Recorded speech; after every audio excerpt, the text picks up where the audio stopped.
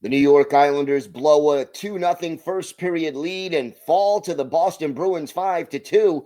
We'll talk about what went wrong and what the Islanders can do about it. We've got all that and a lot more next on today's Locked On Islanders podcast.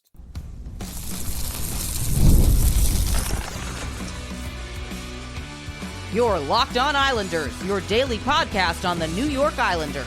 Part of the Locked On Podcast Network, your team every day. Welcome, everybody, to the Wednesday edition of the Locked On Islanders podcast, part of the Locked On Podcast Network, your team every day. I want to thank everyone who makes Locked On Islanders your first listen every day. Don't forget to subscribe on YouTube or wherever you listen to podcasts so you never miss an episode.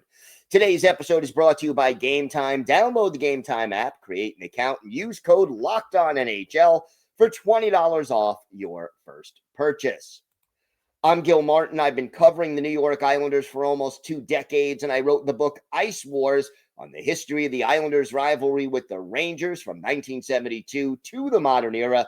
So glad you could join us today to talk a little Islanders hockey, but oh, what a night it was. The Islanders blow a 2-0 lead. They fall to the Bruins 5-2. We'll break down what went wrong. It's some familiar themes. We'll have our hero and go to the game and maybe talk about what this team needs to do to get out of this rut. Plus, we have our weekly farm report and prospect report, and yes, our Islanders birthday of the day. Let's start with the bad news. The Islanders blow a 2-0 lead. They were up by 2 after 1 period and then give up 5, count them, 5 unanswered goals to the Bruins and fall 5-2. And unfortunately, it was a lot of the same problems that we have seen from this team over and over again, not just this year, but the last several years. And look, I can start with the obvious. You're up 2-0 after 1 period. You're on the road. You're playing a team that is coming off a back-to-back and had to travel from Canada to get back to Boston for this game. And the Islanders, who played really well for most of the first period, they took their foot off the gas. As good as the Islanders played for most of the first period, especially the first, after the first, let's say, 45 seconds, which Boston came out flying, then the Islanders score early, and maybe the first 10 minutes, the Islanders were dominant. Then it was pretty even the rest of the period. But in the second period, it was just like the bottom fell out. And they just let their foot off the gas, and you cannot do that and win in this league. And the Bruins are a struggling team. It's not like they just went out and lost to the defending Stanley Cup champion Panthers. You're in a position up 2-0 on the road against a team that had played the night before when you had a couple of days off, that you should put that team away and win the game. And instead, it started with some bad penalties, and then they just were dominated. The first, let's say, half of the second period was all Boston, and then you've got the same old problems. Power play goes 0 for 5. Now, yeah, they scored a 6-on-5 goal. That they most certainly did. That one by Kyle Palmieri, so technically not a power play goal, but yeah, they had an extra skater on the ice. But they also give up 2 power play goals in this game. And again, you're just not going to be successful if you can't come close to breaking even on special teams. Giving up 2 power play goals and going 0 for 5 on the power play, including at the end of the second period and into the early third, a 4-minute double minor for high sticking that the Islanders really, Lindholm high sticks Pal Mary, draws blood. They get the 4-minute power play and they cannot finish. And that's again the thing that I have to mention also. The Islanders power play created chances. The Islanders as a team had 35 shots on goal to just 22 for Boston, one of those being an empty net goal at the end of the game. It is not that the Islanders did not have chances.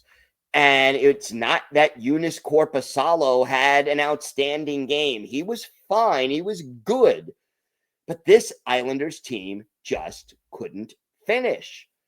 And it is so frustrating to watch them pass the puck around and create opportunities and just not be able to get the puck in the net. And I think it does ultimately, again, come down to a lack of elite offensive talent. Is this team better offensively than it was a year ago? Absolutely. Potentially.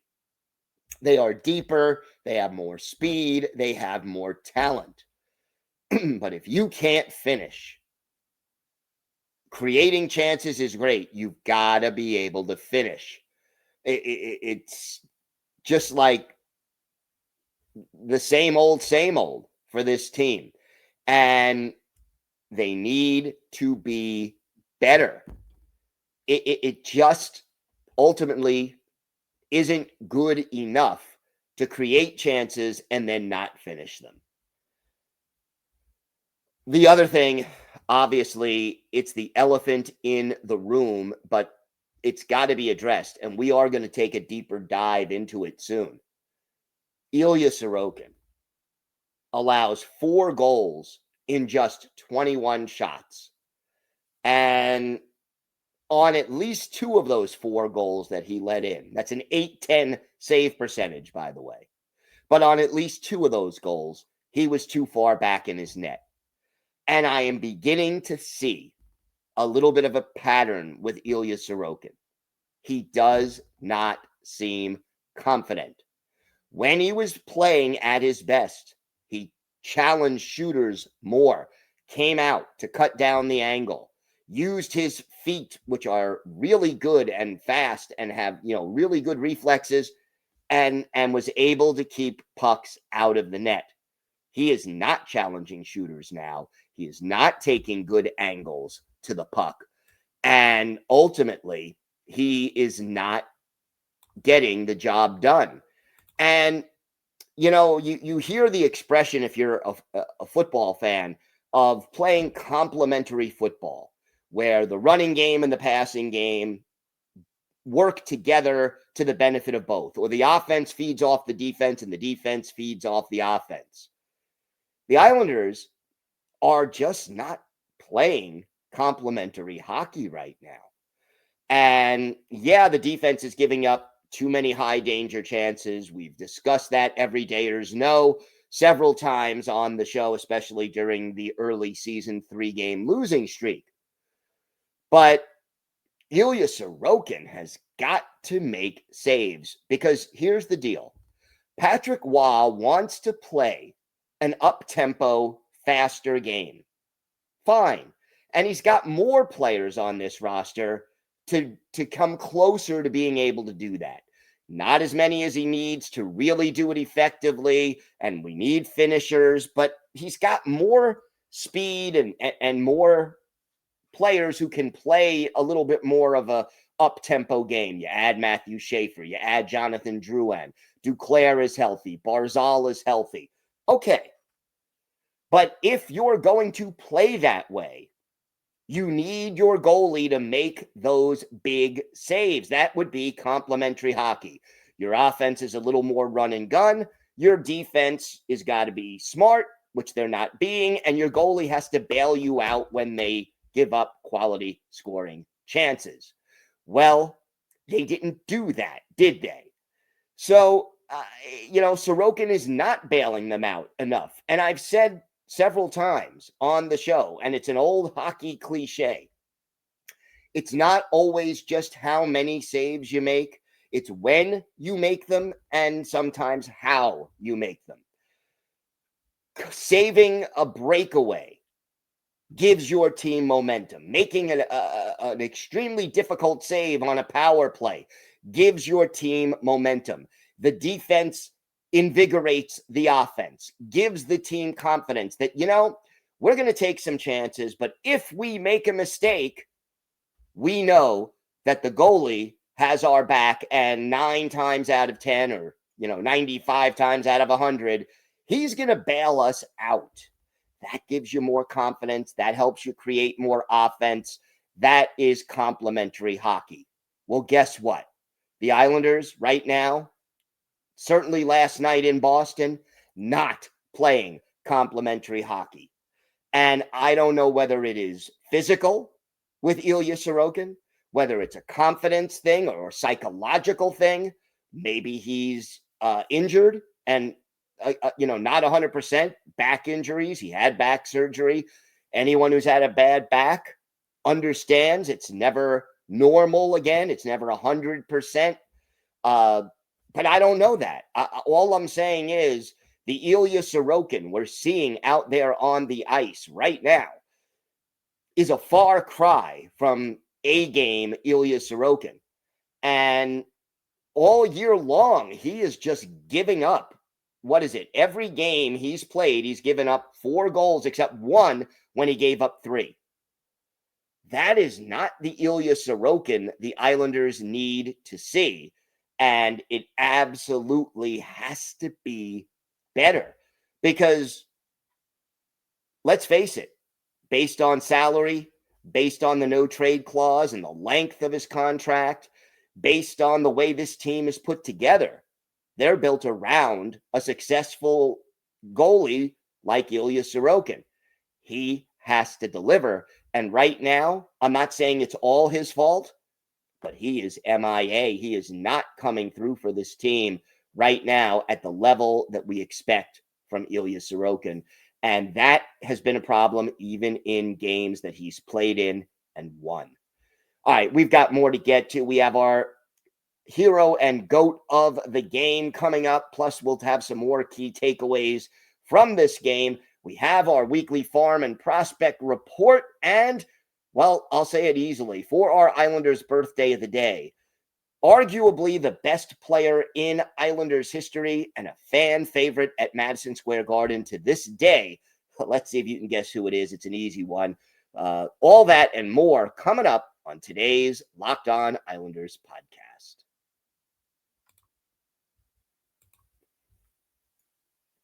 Today's episode is brought to you by Game Time. Hockey season is officially here, and nothing beats being in the arena for these opening games. But let's be real, getting tickets can be a total headache between waiting in queues, surprise fees, and prices that jump right before checkout.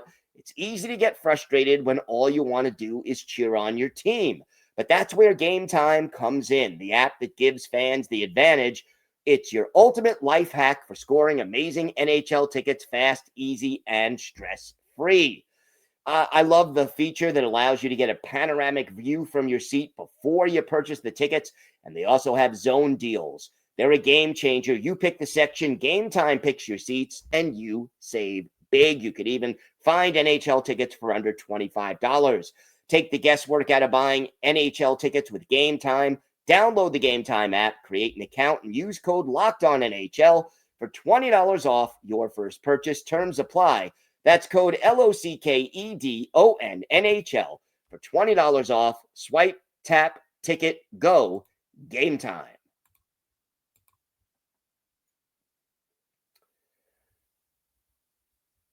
This team right now is dealing with a few injuries. We know Alexander Romanov is still out. We don't yet have a timetable for his return. Max Shabanov also did not play. We don't have a timetable yet for his return. And, Mitchell Warren out there again. No points in this game. 1 penalty, his first. Played a little less than 13 minutes and held his own. He drew a penalty also. I think the kid did okay. No complaints. Another pointless game for Matthew Schaefer, but again, he leads the Islanders in ice time with 23 minutes, 39 seconds. Had 5 shots on goal. Only Bo Horvat had more. So, and he had 2 hits even out there and a block shot. So, no complaints about Matthew Schaefer. Ultimately, the complaint is that this team took some dumb penalties and special teams just killed them again. And, you know, here's the other thing, and I'm still trying to figure this out. This is a veteran team. With the exception of Warren and Schaefer on the blue line, everybody else on this team has played at least one season of NHL hockey. And most of them, you know, there's so many guys who are 30 or above. This is not a team that a coach should have to constantly remind the roster, guys, don't take your foot off the gas. This is the second game in a row that the New York Islanders were up 2-0 and lost. Now, against the Flyers, they still managed to get a loser point, but you have to play. There's always going to be ebbs and flows in a game. The other team they're all NHL caliber players. They get paid too. You've heard all those cliches, and yeah, it's there's a reason they're cliches, because they are correct. But a veteran team like this should not need to be reminded when you're up 2-0 that you can't let up.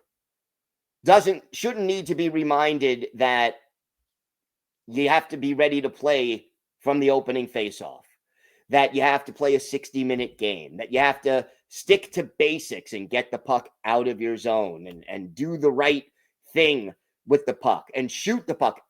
Mathew Barzal, he had an assist in this game. How many times did he pass up a good shooting opportunity to make what I considered a low percentage pass that, if it worked, would have set up a really good scoring chance? But when you have a good shot, don't let the perfect get in the way of the good. Put the puck on net. And then the other thing, as a team, and this is driving me a little bit crazy, this team against Boston did not go to the net enough. Do not expect to beat an NHL goaltender if you are shooting all the time from the perimeter.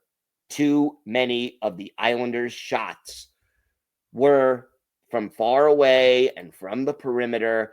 And, you know, when your opposing goalie has a .943 save percentage, 33 saves in 35 shots, one of the potential reasons is you're not getting into the dirty areas. You're not deflecting shots. You're not getting rebounds. You're not screening the goalie. And on all 3 of those accusations, the Islanders, for much of this game, guilty, guilty, guilty. And again, it ties back into complementary hockey. I talked about finishing. Okay, you can finish in a lot of different ways. You don't just need to finish because you have a wicked slap shot that goalies can't handle. You don't just finish because your release is so fast that you get the puck out, or your shot is so accurate. You finish because you get in front of the net, you screen the goalie, you deflect pucks, you get rebounds, you make the goalie's life difficult, and then he gets flustered and you're able to beat him. These are all things that hard work can sometimes be more effective than just plain talent. And the Islanders have to understand, offensively especially, yes, they're better than they were a year ago, but they were 28th in the league a year ago. So let's say this year they're going to be 18th or 20th in the league in goals scored. You got to work for it. You cannot just expect that your skill alone is going to get you the results. And in the last two games, while we saw flashes of that effort, it was not there over 60 minutes, and you're not winning games if you're not doing the work and trying to make things difficult for the opposing goalie and the opposing defense and the opposing team. Hero and go to the game. I'm going to give the hero to Bo Horvat. 1 goal, 1 assist. Led forwards in ice time with 21-42. Led the team in shots with 6. To me, Bo Horvat will be the hero of the game. And the go to the game has got to be special teams. 0 for 5 on the power play. You let in 2 power play goals on the other side. Can't score on a 4-minute power play. Again, yes, I know they got a 6-on-5 goal from Palms, but the special teams let them down in this game, and it's got to be better, and it hasn't been better. And wake up, guys. Wake up, because if you play like you did tonight, the success is not going to be there. All right, we have got a lot more to get to on today's show. We have our weekly farm and prospect report. The future is brighter than ever for this team in recent years, so let's take a look at some of tomorrow's stars today. We'll have that, plus our Islanders birthday of the day, coming up next on today's Locked On Islanders podcast.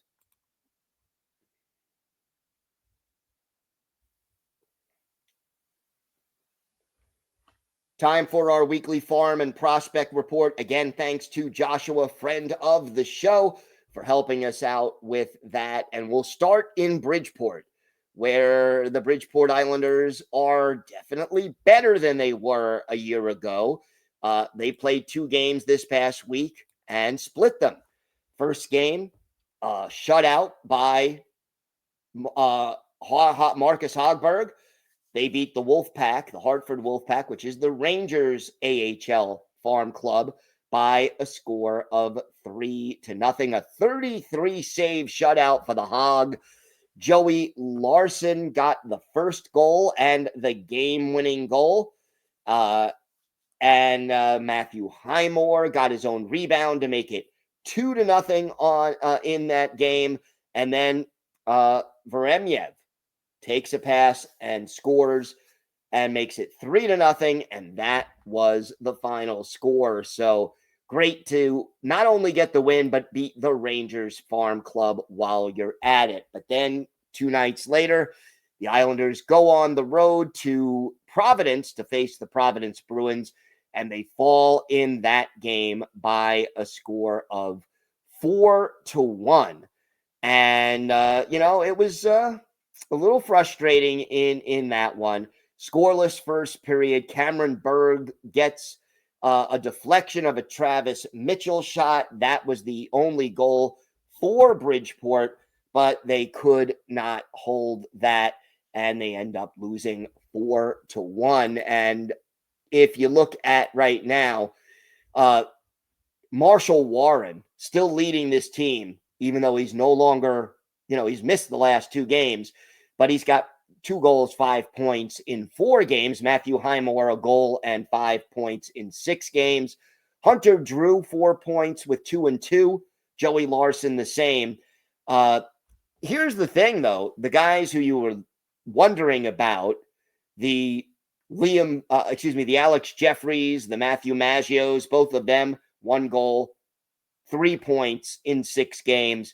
Cal Ritchie, by the way, out of the lineup with an injury. He's only played 2 games. He's got 2 points in those 2 games, but, not able to play as of right now. Looking at the standings, Bridgeport in 5th place, tied for 5th place in the Atlantic Division. They are 2-3-1 on the season.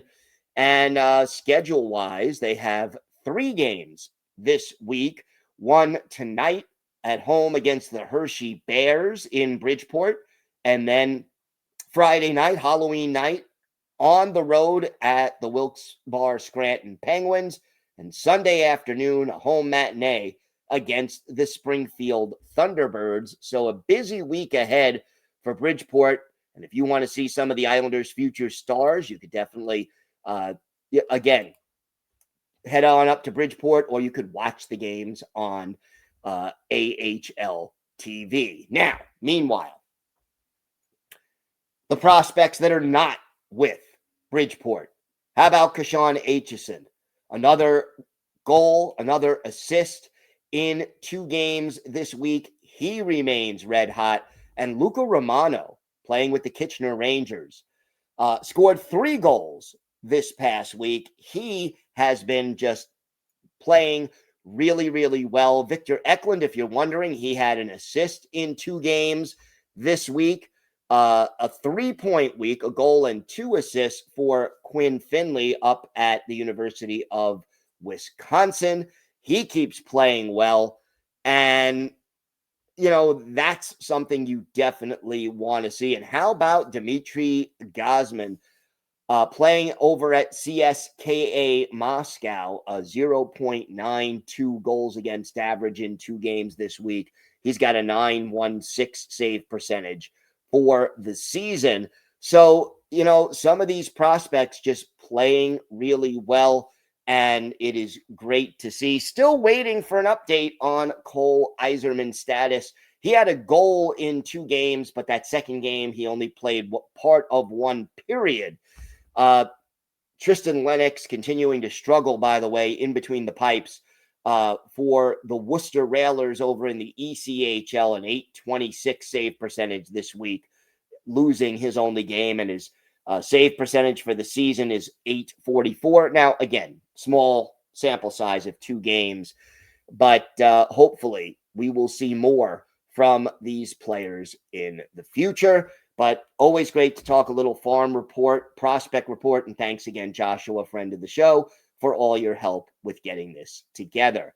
Time now for our Islanders birthday of the day. I hope you got this one. But today, if it makes you feel old, this is the 72nd birthday for former Islanders defenseman Dennis Potvin. Potvin, a native of Hull, Quebec, first overall pick in the 1973 NHL draft. Bill Torrey had numerous offers, including one from the Canadiens, one from Emile Francis and the Rangers, turned them all down, and that, by the way, was wise. Potvin won the Calder Trophy as Rookie of the Year, won the Norris Trophy 3 times, had 3 30-goal seasons with the Islanders, and was the captain for 4 Stanley Cup winning teams. Listen to these numbers. Remember, he's a defenseman, and he could be physical, and he was strong in his own zone as well.